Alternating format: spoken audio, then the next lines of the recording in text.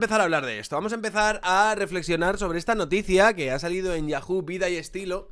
Bueno, no es una noticia realmente, es un documental, ¿vale? Que ha estrenado la HBO, que se llama, lo han titulado así, un documental estremecedor de HBO retrata el exterminio colonial de España en América. Sabéis que ahora pues están estas corrientes indigenistas que identifican al colonizador como el colonizador europeo, blanco, heterosexual, cisgénero, como el causante prácticamente de todos los males del universo. Yo recomiendo, mira, el otro día, ayer, estaba viendo un vídeo, ¿vale? De Tipito Enojado, un canal que os recomiendo fervientemente, que era maravilloso, ¿vale? Se llamaba Grabé en secreto una charla de género, ¿vale? Se llamaba Grabé en secreto una charla de género. Y básicamente, bueno, vemos realmente la tapadera de lo que son en realidad estas charlas de género. Y lo que hay un poco de todas estas corrientes posmodernistas sobre minorías, sobre colonialismo, indigenismos, géneros, transgenerismos, especismos y todo este tipo de cosas, ¿vale? Que al final para mí son elementos de tribalismo político, de atomización de la sociedad, de generar grupos en una constante dialéctica de poder, ¿no? De unos sobre otros y demás. Terrible, terrible. Pero yo recomiendo, hay algunas partes que son especialmente graciosas. Pero tiene que ver con eso, son tipos inseguros. Parecen charlas se entere de estas cosas. No. Aquí está. Los criollos, ¿vale? La figura de criollo tiene que ver justamente con Sarmiento, San Martín, Rosas, digo, ¿no? Estos hombres fundadores de los estados, Cristóbal Colón. El proceso de criollización o patriarcalización. Patriarcalización. Ojo que se supone que esto era una charla de género, ¿vale? Era una charla para... Se supone que... Claro, es que esta es la falacia de la peña esta que a partir de unas supuestas buenas intenciones, a partir de unas supuestas charlas en favor de los derechos humanos, de la inclusividad, de la aceptación y la incorporación de las personas LGTB a nuestro día a día y demás, cosas que en términos generales casi todo el mundo considera como favorables, necesarias, es decir, no sé cuántas personas en el chat no quiere que las personas de las comunidades LGTB vean una vida normal, igual que el resto, y que sean perfectamente aceptadas y demás. Probablemente casi todo el mundo. Sería algo... Pero ¿qué pasa? Que muchas veces se utilizan estas charlas en contra de las violencias machistas, en contra de la violencia contra las personas LGTB. Sí utilizan causas justas, banderas civiles que se supone que tendrían que ser de todos, para introducir unas cuestiones ideológicas absolutamente desnortadas y que lo que tienden a crear es una villanización, o una polarización o un señalamiento de grupos considerados como los grupos opresores que estarían en constante conflicto con estos pobres grupos oprimidos, ¿no?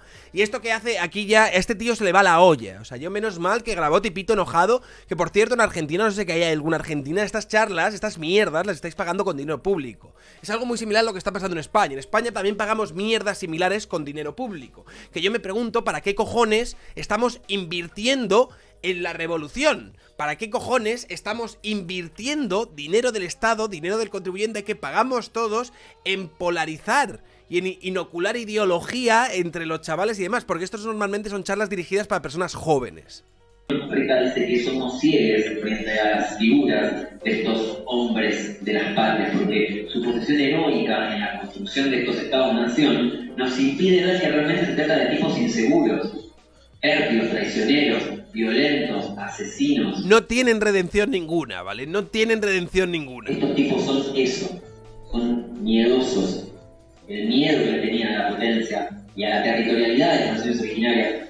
Por cierto, las naciones originarias eran como seres de luz, era gente... Vosotros no lo sabéis porque no vivíais en esta época. Este señor sí que estuvo por ahí, tiene una máquina del tiempo que le permite viajar a distintas coordenadas del universo en distintos momentos y ver que el origen de todos los males del universo se encuentra en el hombre blanco, heterosexual, cisgénero, ¿vale? Todo parte de ahí. Ese es como el mal originario que poco a poco se empezó a esparcir, ¿no? Los pueblos originarios, los pueblos indígenas de América Latina y demás, todos estos eran gente, ¿vale? Que ellos no caminaban, ¿vale? Ellos flotaban. Y eran gente que no era de color, no, ellos tenían un color brillante que emitía una radiación de luz y de bondad que solo las personas que lo han visto, como este señor, ¿no? Que ha tenido la fortuna de viajar en el tiempo y verlos, pues puede apreciar aquello. Desde luego, no había guerras territoriales, no se sometían los unos a los otros, no habría los conflictos que se esperaría en todas las zonas geográficas, sobre todo en estos momentos. Eso nunca existieron, estos conflictos, que normalmente, evidentemente, suelen ser zanjados cuando una potencia tecnológica y militarmente superior se impone sobre la otra. Que es lo que pasó en realidad, ¿vale? Que es en el mundo de los que no viven en Narnia, en el mundo real, es lo que pasó, ¿vale? Que normalmente la historia del mundo está marcada por potencias, por grupos, por comunidades que se han ido enfrentando hasta imponerse, ya sea por tecnología, militar, por lo que sea, sobre los demás. La diferencia es que tenían las armas, la gripe y las armaduras, por eso vencieron, si no, no tenían chance de avanzar contra el territorio.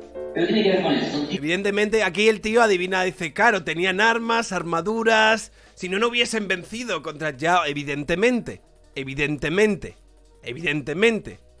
¿Sabes? A los nazis, o bueno, a los japoneses en la Segunda Guerra Mundial también se les venció porque tecnológicamente los americanos tenían una potencia nuclear mayor, por ejemplo, que la que tenía Japón en ese momento. Y tiraron un par de bombas atómicas y vencieron.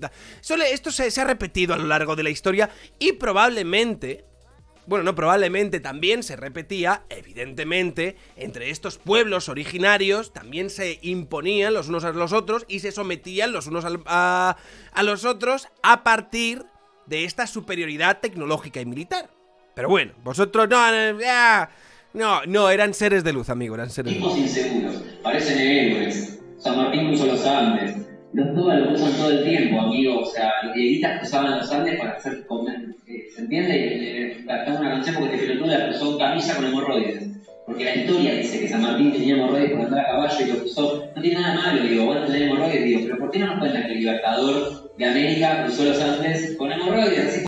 Hostia, así por lo menos sabemos lo que son las hemorroides. Está bien, o sea, es muy pertinente. Probablemente cuando uno está analizando la historia, cuando uno está, pues, enumerando los distintos episodios históricos más o menos reseñables que, pues, han propuesto y han catalizado cambios y demás, uno desde luego se ve un poco el sesgo cis heteropatriarcal normativo occidental, cuando, ¿vale? Se les olvida remarcar que hubo un señor de estos, colonizadores, asesino, violador de todo esto, que por lo visto cruzó los Andes con hemorroides, ¿no?